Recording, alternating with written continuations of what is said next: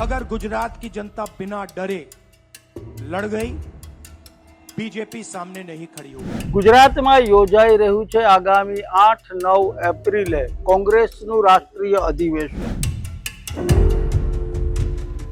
67 वर्षना अंतराल बाद गुजरात में अधिवेशन योजवानो हेतु शुं छे? शुं आ अधिवेशन वडे गुजरात में कोंग्रेस मजबूत थशे खरी? रेसना घोड़ा અને વરઘોડામાં નાચવાવાળા ઘોડા એને અલગ તારવી શકાશે ખરા? ભાજપ સાથે મિલી ભગત ધરાવતા નેતાઓને કોંગ્રેસ ઓળખી શકશે ખરી? સૌથી મહત્વનો સવાલ, આ અધિવેશન વડે 30 વર્ષથી સત્તાનો વનવાસ ભોગવી રહેલી કોંગ્રેસ ફરીથી વાપસી કરવા જેટલી સક્ષમ બની શકશે?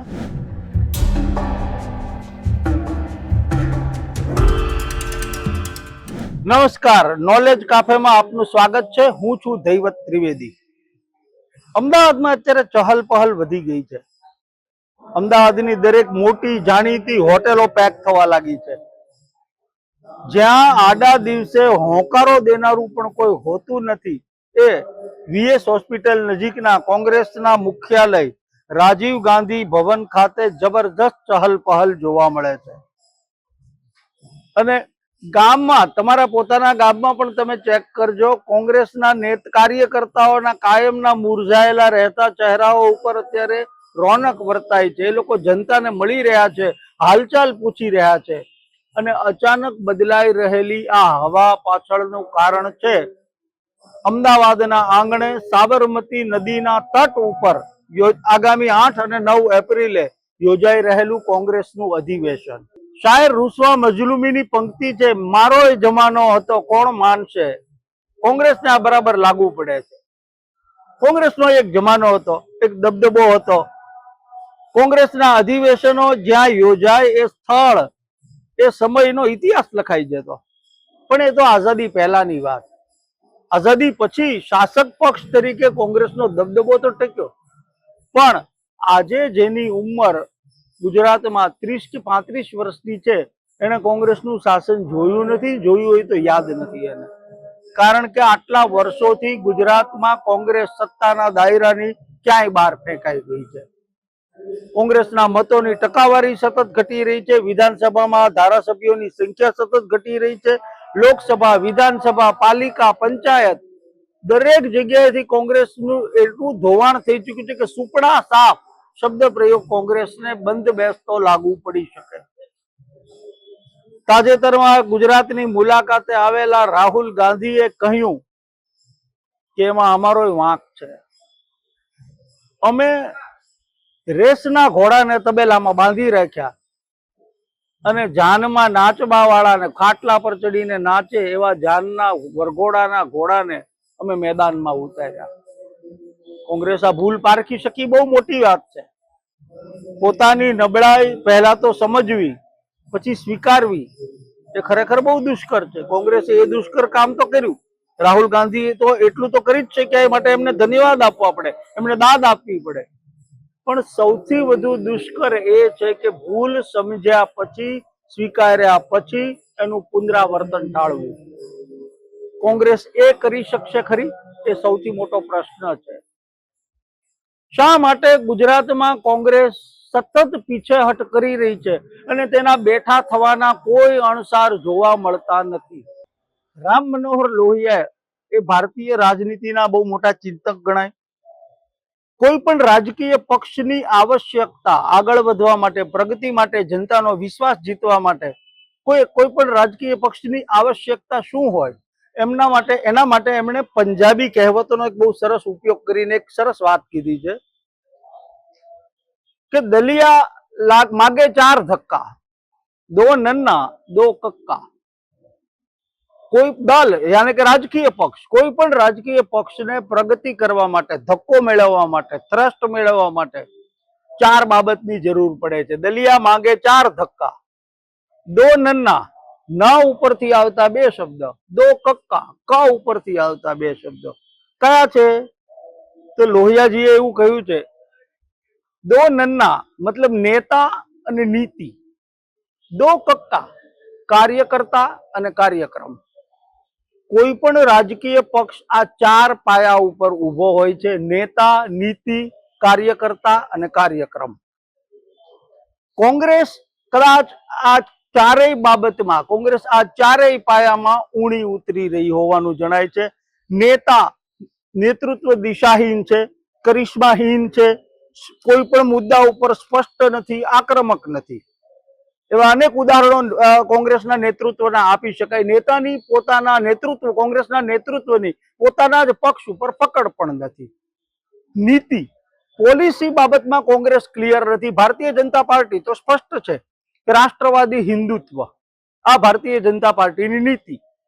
કોંગ્રેસની એવી નીતિ શું? મધ્યમ માર્ગી. પણ મધ્યમ માર્ગ એટલે શું? કોંગ્રેસના કાર્યકર્તાઓ એના માટે સ્પષ્ટ નથી. સેક્યુલરિઝમ, પણ સેક્યુલરિઝમમાં કોંગ્રેસે શું કરવાનું? કાર્યકર્તાઓ સ્પષ્ટ નથી. એટલે નેતૃત્વ નબળું, નીતિમાં અસ્પષ્ટતા. હવે વાત છે કાર્યકર્તા અને કાર્યક્રમની. કાર્યકર્તાઓને સતત સક્રિય રાખવા માટે કાર્યક્રમો આપવા પડે.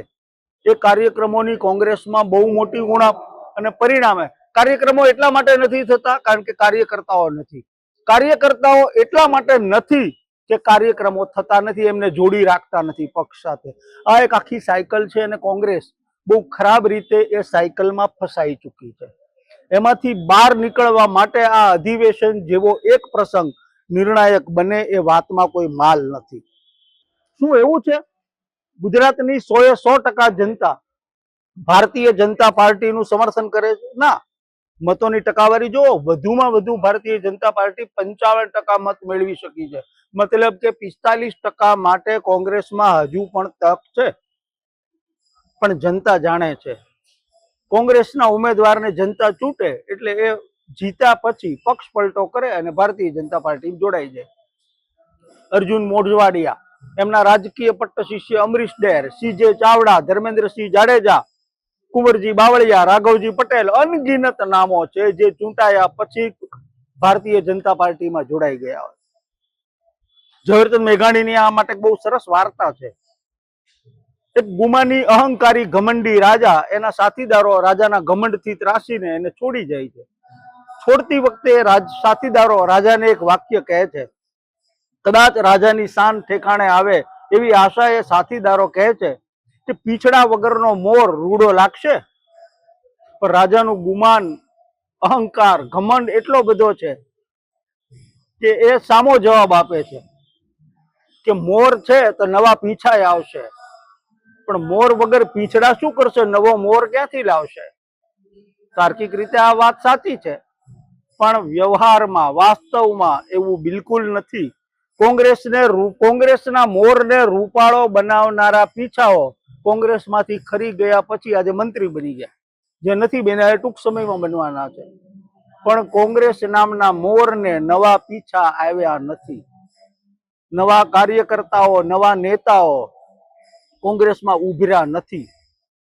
જે નેતાઓ છે એ એસી ચેમ્બરની બહાર નીકળતા નથી, અને એ નેતાઓએ એસીની ઠંડક છોડીને બળબળતી બપોરે સડક ઉપર ઉતરવું પડશે, જનતાનો વિશ્વાસ જીતવો પડશે, માર પણ ખાવો પડશે, પોલીસની કડક કાર્યવાહીનો સામનો પણ કરવો પડશે, પરંતુ જનતાના મુદ્દાઓ કોંગ્રેસે ઉઠાવવા પડશે અને સાતત્યપૂર્વક ઉઠાવવા પડશે. એક સમય એવો હોય કોંગ્રેસમાં 2-4 નેતા જાગે, 4 મુદ્દા મળે એટલે થોડોક સમય એ ચાલે, વળી પાછું હાઈકમાન્ડ એમાં ઠંડુ પાણી રેડી દે એટલે ઉત્સાહ શમી જાય.